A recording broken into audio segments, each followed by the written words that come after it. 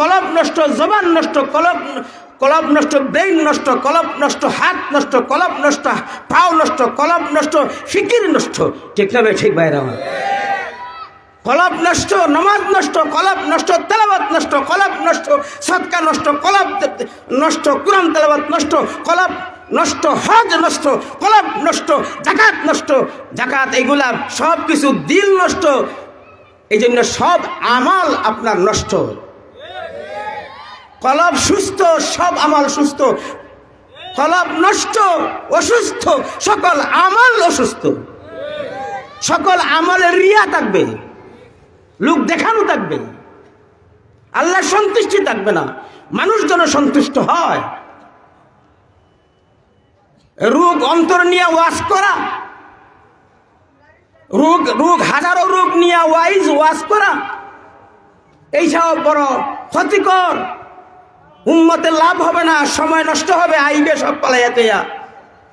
কলব নষ্ট, সে রোগী, সে আবার ওয়াজ করবে কেন?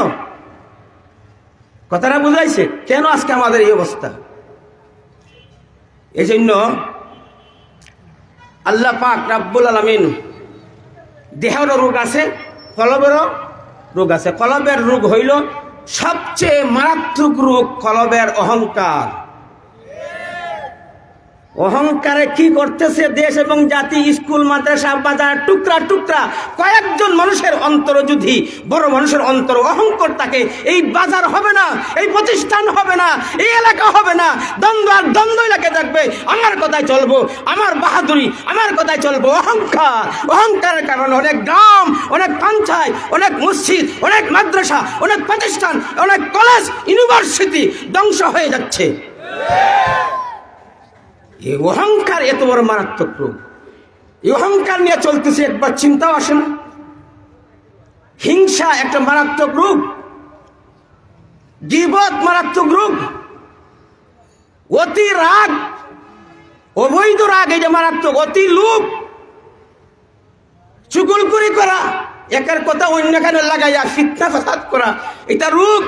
এই সমস্ত রোগ নিয়ে মানুষ ঘুরতেছে আর সমাজে ফিতনা ফাসাদ হইতেছে। কারণ সকলেই রোগী, গ্রামের সকলেই রোগী, সকলেই রোগী। শান্তি নাই, শান্তি নাই চিন্তা করতেছি, আসল রোগ নিয়ে ঘুরতেছি। এই জন্য দেহের রোগের ডাক্তার আছে, দেহের রোগের হসপিটাল আছে, দেহের রোগের ওষুধ আছে। এইটা বর্তমানে বোঝানো কোনো দরকার নাই।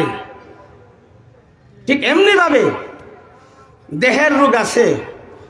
আল্লাহ রাব্বুল আলামিন নিজেই বলেছেন, ফি কুলুবিহিম মারাদ ফাযাদাহুমুল্লাহু মারাদা। কলবের ভিতরে রোগ আছে। ফি কুলুবিহিম মারাদ, মারাদ মত বেমার। উলামায়ে কেরাম, তালিবে ইলম জানেন কলবের ভিতরে কি আছে? ব্যাধি আছে, রোগ আছে। আল্লাহ রাব্বুল আলামিন তাদের রোগকে আরো বাড়াইয়া দিয়েছেন। এটা আর এক জিনিস, কিন্তু মূল বিষয়টা কলবের যে রোগ আছে, পবিত্র কালামে সূরা বাকারার মধ্যে আছে না নাই? ফি কুলুবিহিম মারাজ, অন্তরে বেমার আছে। এই কথাটা কুরআনের দ্বারা প্রমাণ। প্রতিটি বান্দা বান্দি নরনারীর কলবে বেমার আছে, এটা প্রমাণ কুরআনের দ্বারা। এই জন্য এই বেমার কিভাবে দূর হয়? বেমার দূর করার পদ্ধতি কি?